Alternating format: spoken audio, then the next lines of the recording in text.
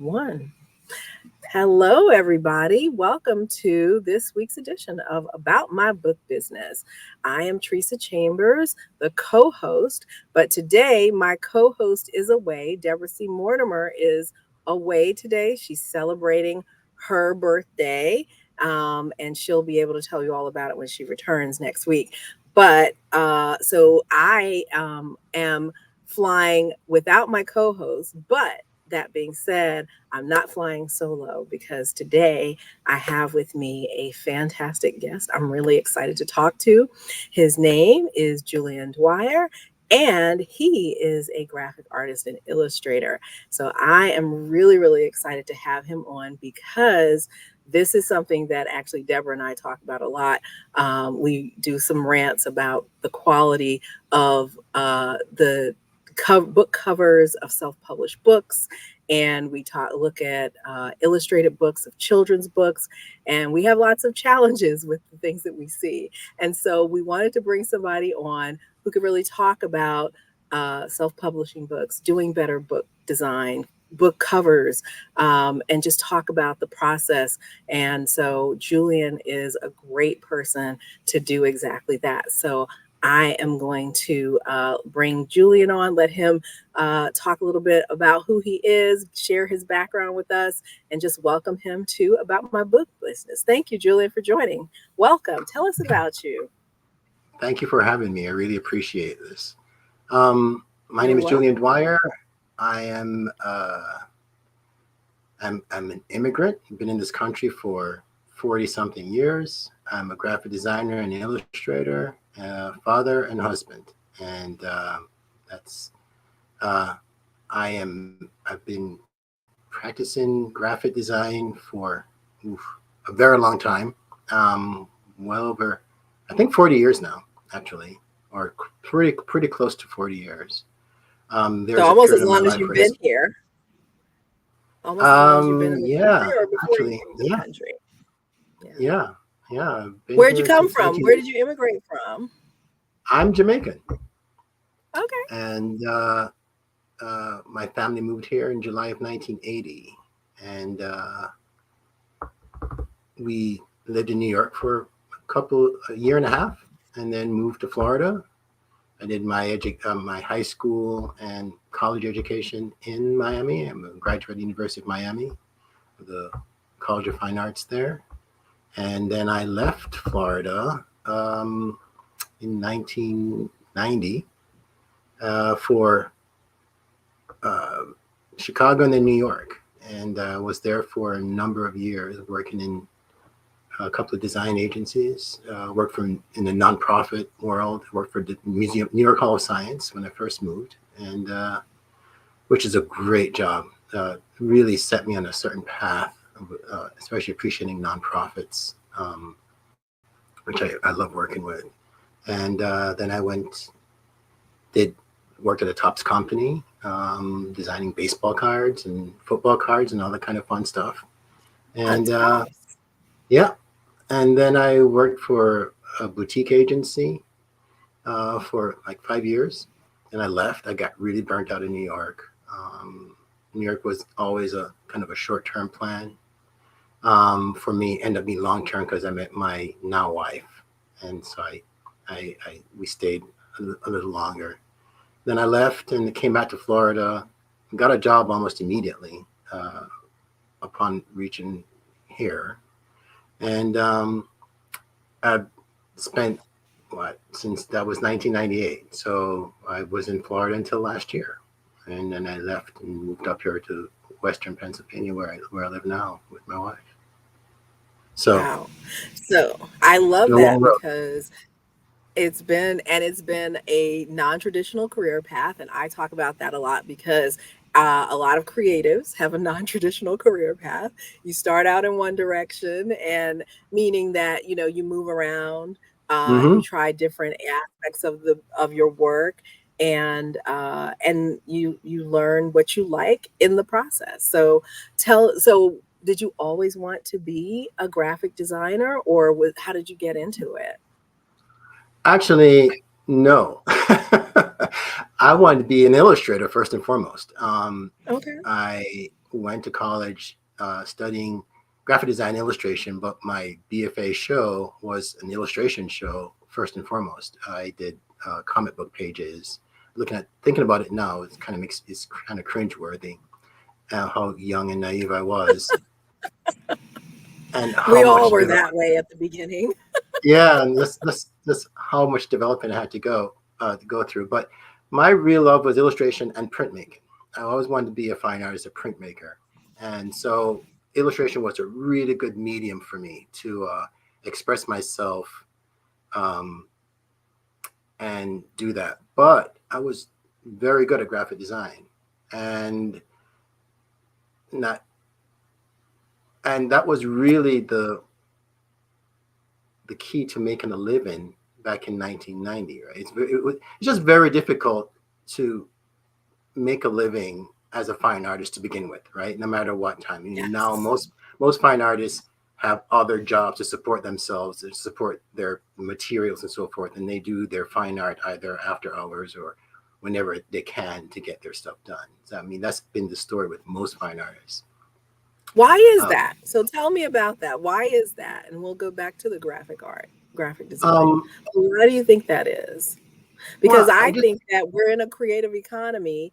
Everything requires some talent in that realm. So I'm just always surprised that even now that's not something that is that artists are able to pursue on a full-time basis and to say in a sustainable way. it's kind of sad, but I think the reality is I think art in general has been commoditized, right? So it's been so Yes. devalued that it's just really difficult to make a living doing just one thing. There's always a hustle on somewhere to make ends meet because the reality is graphic design, illustration, even fine art paintings, everything has kind of been devalued and people just don't they don't I think the viewer, no matter how wealthy you are thinking about the painting and fine art sculpture world, and that is a particularly rich market or wealthy market, right? But Yes. even the wealthy patrons are not, in my opinion, being they don't really care about the effort and passion that it took to create this piece of art, right? A lot of them are looking at it as it's an investment. So they plan on making money, hopefully, if and when this person makes it big, or if and when they make it big and they pass away, or something like that. So it's totally they're looking at it from a certain financial perspective, and they want to try and get the best return on their investment. So they want to buy low and sell high. And so with everything else, everybody just wants to buy low. So your work is always being devalued these days, and no one takes uh, a lot of consideration or into the care that you put into your work. I mean, that's in general. I think that's the situation that's plaguing creatives everywhere. Yeah. And you have companies that have aided in devaluing what we do in graphic design. I mean, in photography, stock photography killed photography um, for the most part. A lot of photographers, that's all they do is they sell their work to stock houses now because their clients are not willing to spend premium dollar for custom photography when they think they can get this thing off iStock or something for $29.95 a month. So Which is kind of the same thing that's happened in the music industry, right? And with yeah, streaming film. especially with So it's AI. a cultural phenomenon, right? Yeah, yeah, and we become everything is disposable. So art and the design, everything is just taken a surface value and it's thrown away and moved on. Music is the same way. Um, you know, People don't buy albums. They don't care about liner notes or stuff that we used to care about when we were young. Listen to music. Yeah. It's what's here and now. Immediate gratification. Move on to the next tune. Move on to the next visual. It's an Instagram nation. You just keep scrolling. Yes. You know. So then how do you profit how do you benefit from being a graphic designer? Because that is definitely an in-demand field, and you can have a career with graphic design. I think, yeah, I mean, I definitely have been very fortunate, right? I spent, before I started illustrating again, um, I went like 30 years without drawing a single thing. I was just doing graphic design. And I was very lucky to find niches. I think right now everything's kind of a niche market. You can't, a well-rounded graphic designer is hard to find. A lot of graphic designers, tend to go, oh, you're a package designer. You're in this group. You're working in real estate. You're in this group, and you stay there, and you capitalize on that. And I think that's how it works. It's very difficult to find. I mean, I think I'm pretty lucky that I consider myself well-rounded because I've worked in retail, nonprofit, real estate. I've worked in magazine publishing. I've worked in editorial. I'm working on, education markets. So there aren't a lot of us left. Um, I'm dating myself, but that's the reality is that you don't, you have people that stick to, they specialize in something and they excel at it and they make a living at it, but it's very difficult to find that market, to find your niche, I think, for everyone, you know. Yeah.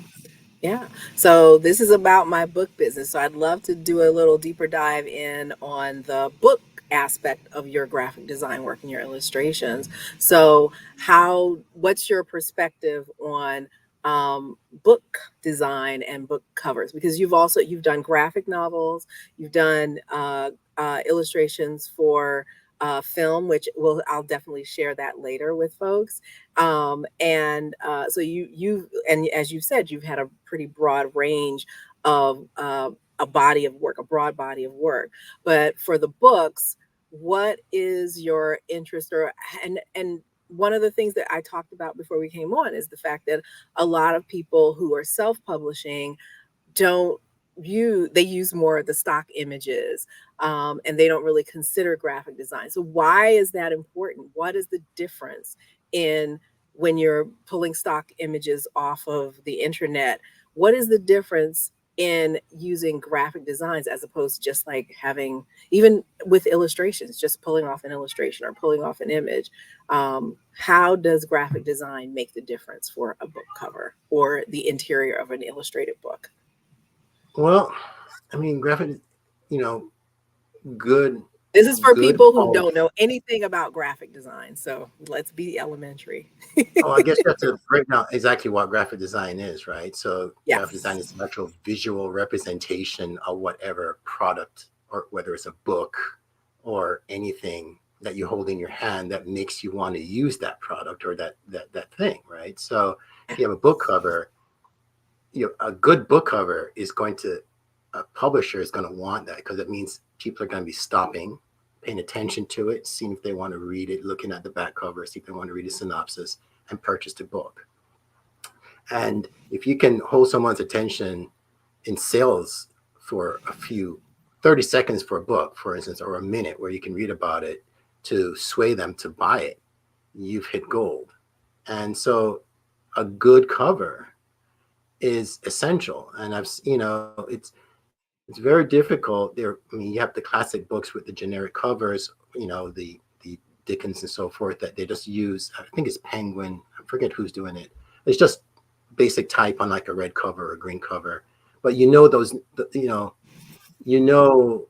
Tale of Two Cities is going to, it has a history behind it. It has equity already. So more likely the people that are purchasing that book are the ones that are maybe telling their kids about it, and there's history behind that so they can purchase it. But new books, there's no history, there's no equity in the name. You may have, an author may have some equity, but it's at the same point, it's a these days it's a 30-second memory thing, so you have to make an impact right away and Yeah. and move your product. So So good what are the design elements of a is good essential. color cover? I'm sorry, I'm like getting ahead of myself. I'm gonna let you Oh finish. no, no, no, that's fine. It's good to have this conversation. Um, Elements of good book design. First and foremost is Yeah. good typography. I mean, you need to have a striking image, without a doubt.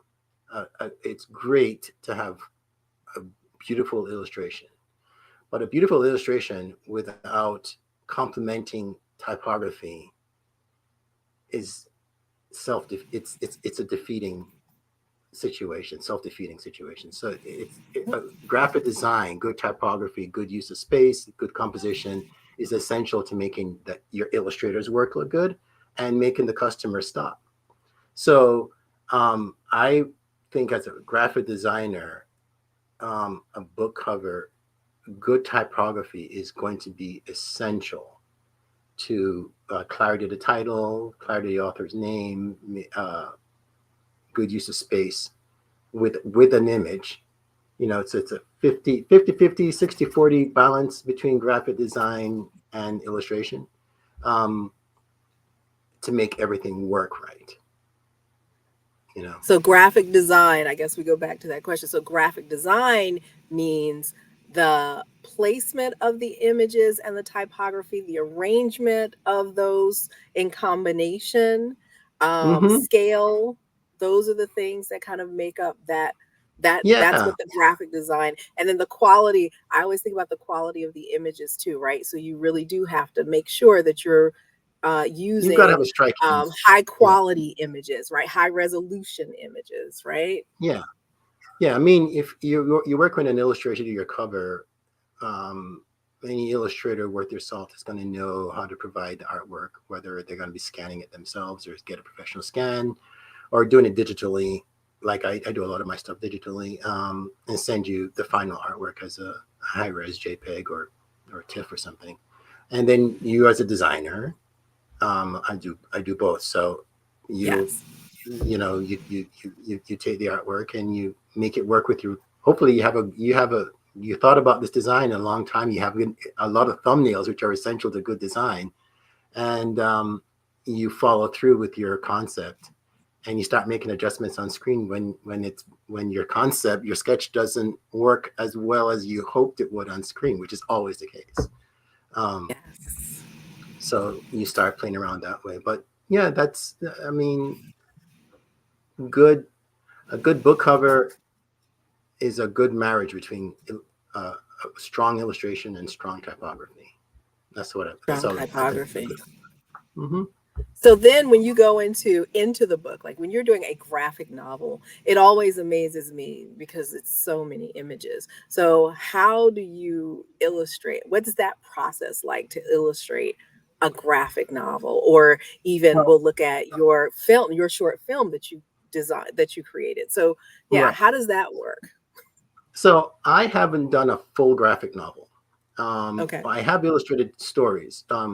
And so my foray into the market, I mean, it was my dream as a child to do comic books. That's why I went to college and I said, I'm going to do illustration, because I still love them. I still love the medium. I don't read as much new books anymore because I'm kind of bored with superheroes. But I do have a huge library of self-published graphic novels and more adult nature. Not, stuff like Blankets and Monsters by author's name just went blank, but stuff that is really creative and art beautifully done. But it's a serious tone. It's not flying guys in capes.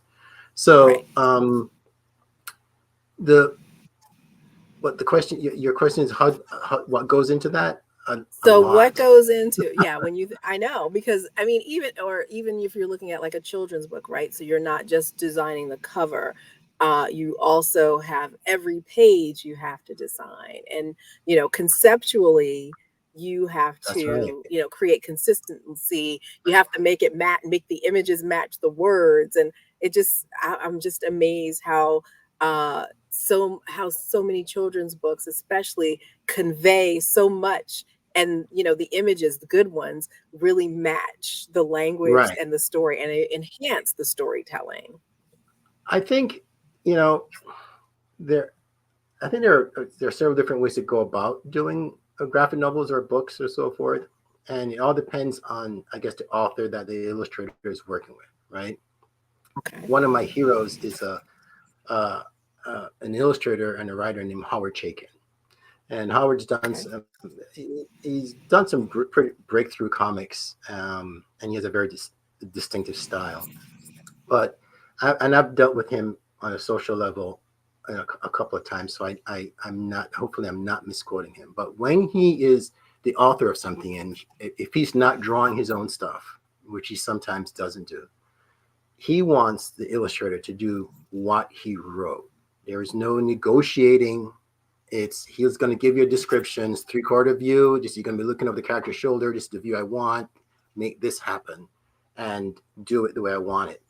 And he's a tough guy, so he's not going to let anyone get away with that, doing their own thing. Now you have other authors who really want to collaborate with the illustrator and say, "Hey, this is the story," and the illustrator will come back and say, "Hey, I had a better idea for this, or how does this idea work instead if you did it this way?" And they'll do something, and they'll do it, get a rough layout and show them what's going on, and then you say, "Oh, it's good. Let's go ahead and try it this way with these panels," and it'll work.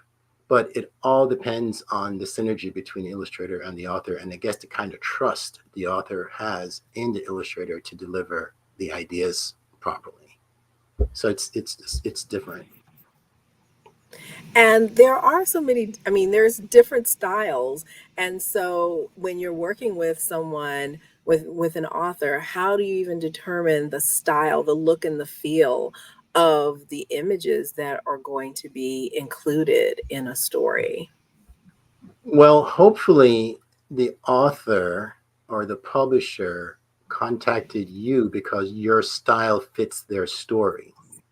That you're not going to have to change who you are and your voice, your illustrative voice, to suit a story. So it's Yeah. hopefully that is the situation, because I think it would you would lose integrity in your art and also in the story if there wasn't that marriage, that proper marriage. Yes. So Yes. it's a little tricky that way. It is. Well, and there are so many talented graphic designers out there and so many talented illustrators. So, this is this is my world is marketing. So, how do you find I mean, how do people find you, Julian? Like, do you I mean, do you go to shows? Do you promote in a certain way? Is I know you have a website and we'll definitely share that. And Which is but, actually at how this would very people be moment down. what was that? At this very moment, my website is down because of a DNS entry error that just happened, Uh-oh. and it's just driving me nuts. But it's fine. It'll be there in by tomorrow again. I've got to Yes, work on it. yes, yes. Yeah, Um, so when someone's looking for you, what do they like if I were Googling someone and if I were Googling an artist, a graphic designer, an illustrator, and I was look and I you wanted me to find you, what would I be Googling for? well, that's a good question. I don't. I think everybody has a different way to go about it, right? Some people rely really heavily on their websites. Um, I've been fortunate that I've never had to rely on my website to bring in business. It was a way to show off, people are interested in me. I say, go to my website, look at these designs. This is what I do. If you're interested in me, I'll come and bring my physical stuff in so you can look at. Yeah. And that was it. My website served as an entry point to a conversation, and it wasn't a way. Most people now, their website is their website. It's self-contained. You look at it, you like them, you hire them based on the website. And I'm old school, and so I like to actually have a physical meeting or a video meeting with someone to have that to see where the synergy lies, before I go before they hire me or before I decide I want to work with them. And I think, um, maybe that's arrogant, but I think it's really a good way to develop a long-term relationship, because long-term relationships in this business seems to be rare. And I like to have clients that I have for years. I mean, I've had clients for a long time, and we'll go out to touch for a while, then they'll call me up out of the blue. Hey, we worked, or this person from this client moved to this job and they want me. And so a lot of my stuff has been based on the quality of my work and my integrity in the past, and someone remembers. That's why it's important for me. That's why my name is important. My reputation is so important. Um, and I've So been would you very fortunate. position yourself? Would you position yourself as, like I'll say I'm a marketing and publishing strategist for creative entrepreneurs. And so that's not everybody, right? Hmm. So or that's not how everybody can perceive themselves. I work with authors Right. and artists. So those are my clients. And so if someone's looking for that, then they're going to look for me. But I mean, there's a bunch of graphic designers. And so if you position yourself, even the people who are thinking of you, they're like, oh, Julian would be great for this because he has this style, or he has like this particular what would be the things that kind of make you stand out, because I think that that's something that a lot of people don't even know how to ask for. Well, um, I think on the illustration side, I think my portrait work is very compelling. I get good likenesses, very good likenesses, and Hmm. I have strong compositions and interesting line work or interesting ways to show the people, to show the whoever I'm portraying in a different light, or maybe or with a different attitude. I can think of, I have an illustration, my Instagram site, which has a lot of my illustrations, most of them. Um, you can see where, like, I've done a portrait of Sly Stone, for instance, one of my musical heroes. Very not a good person, but a musical genius nonetheless. I spent a lot of time trying to get a lot of textures in there and different. It's all about textures for me. It's all about creating. Uh, um, it's not just line work, It's not just I've got to add something sloppy in there or something texturally that's going to make it interesting. And so for me, um, I think the people that like my stuff see that kind of stuff, that kind of energy that I put into it, and they want to work with me with that kind of stuff. So I'm hoping at least that that's what they're seeing in the stuff that I do. Now with graphic Got it. design, it's a different situation, entirely different. They want if they want someone who, the stuff I do tends I like. I think my strong point would be in corporate kind of work, annual reports, um, that kind of stuff. The stuff I do for the college right now. I work for Jamestown Community College. Um, so I do a lot of different brochures and that kind of stuff for them. Posters, a lot of posters for the arts.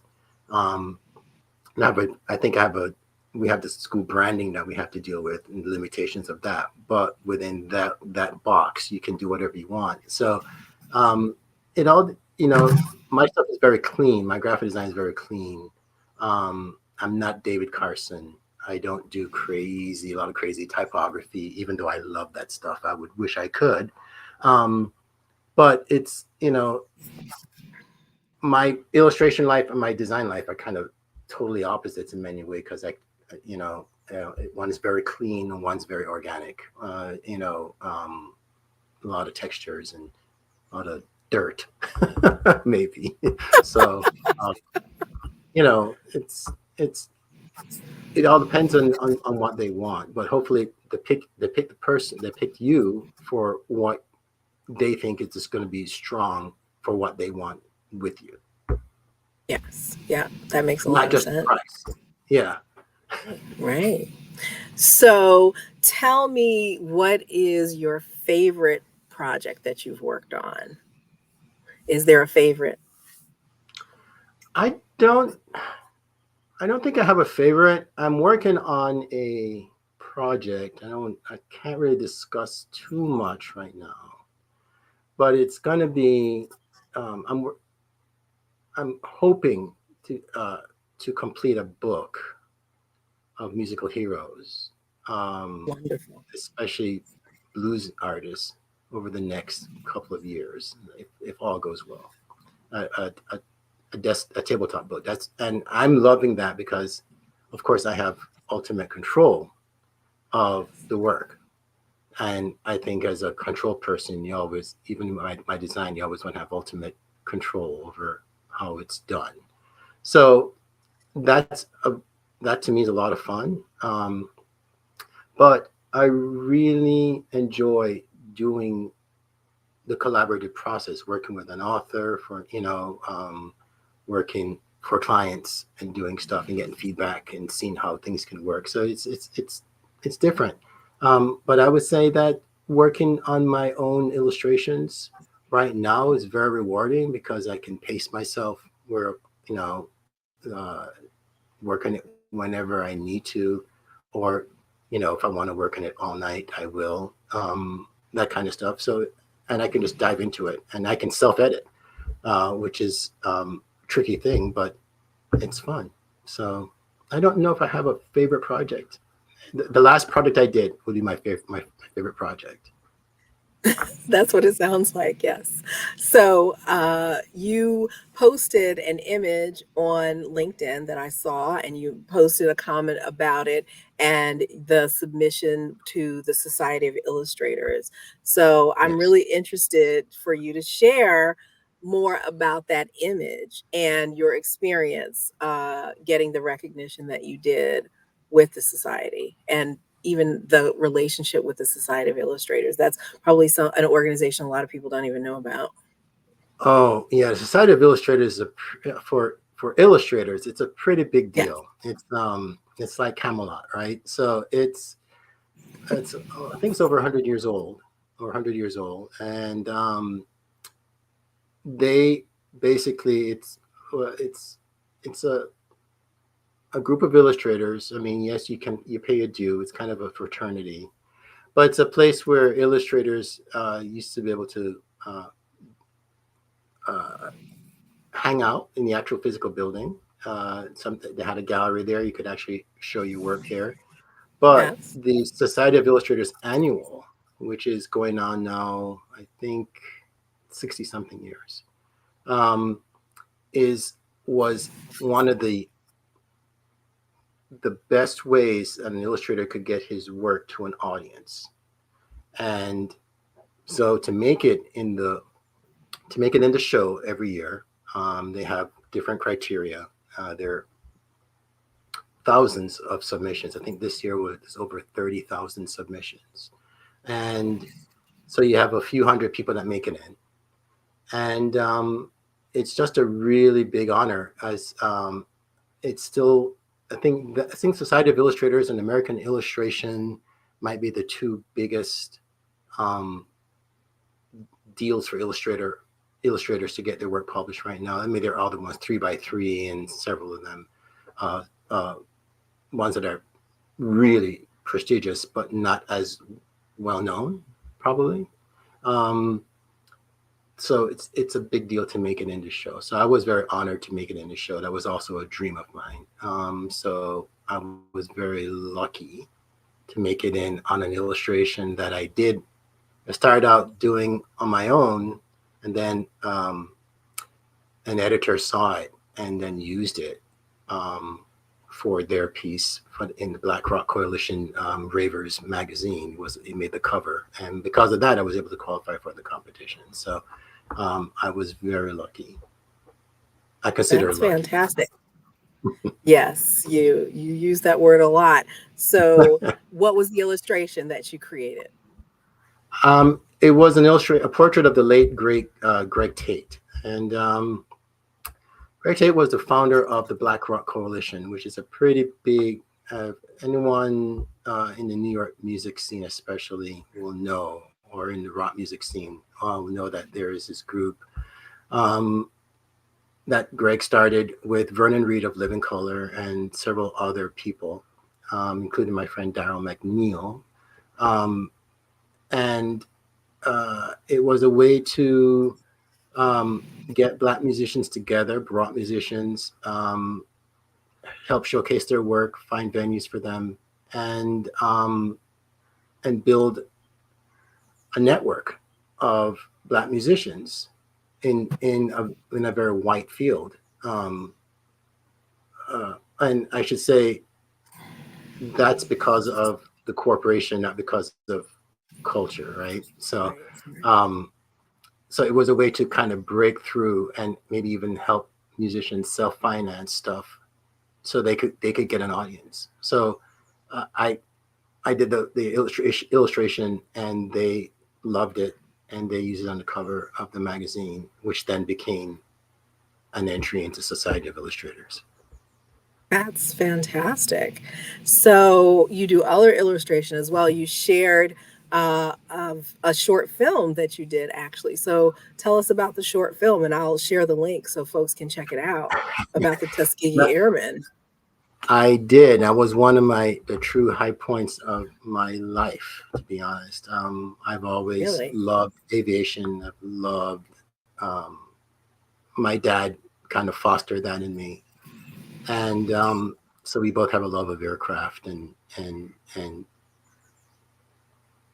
he really helped tell me about planes and so forth. And then I heard about a Tuskegee Airman when I came to this country, and I thought it was just very moving to me to see that how we as a people, as a Black people, have always had to overcome so much, and we've it's just about overcoming and excelling. It's like we're always having to prove ourselves, right? No matter what. And even though it gets Absolutely. draining, but you just have to do it, right? And so these guys did it against all odds. So this is a very short film. Um, it's only, I think, 7 or 8 minutes long, and so it's brief, but it's an animated film, and it's animated in the sense that I did 60 something drawings, I think, that were then taken into Adobe After Effects by the director, Dean Temple. And they added animations to it, moving backgrounds, all parallax stuff, some special effects, along with a narrative. And that told the story of Benjamin Davis and the Tuskegee Airmen and the struggles that they had to go through. It's part of the National Archives, and it is on on YouTube. If you go to the FDR Library, just if you look up Tuskegee Airmen, "We Dare Not Fail" is the name of the film. We Dare Not Uh, Fail. That's what it's we, called. yes, "We Dare Not Fail." Okay, I'm It sharing it now. will be there, and it's permanent addition to the library. So hopefully it will be used. I know it's supposed to be. It might be used in teaching history throughout the country, wherever school policies are not trying to kill DEI in any way, in shape, and form. So Wow. Now I'm getting it's a some feedback from you, Dave.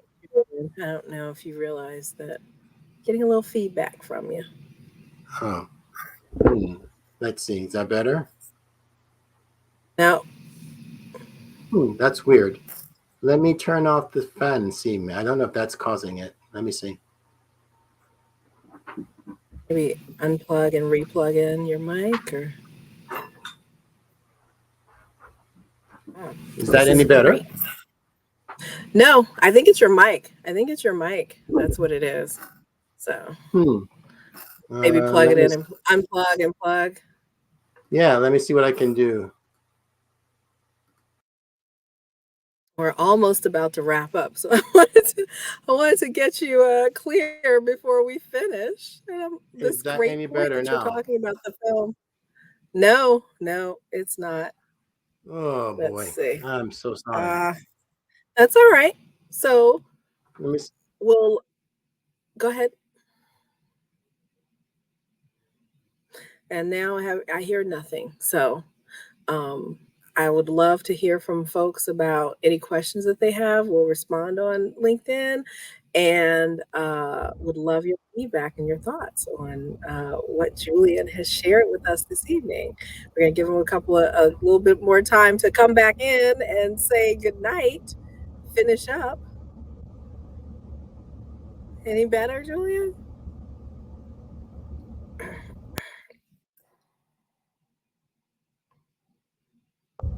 Now I hear nothing. Okay, now Okay. I think it's just your speaker. Oh Can you hear me? no, No. hear you a little bit.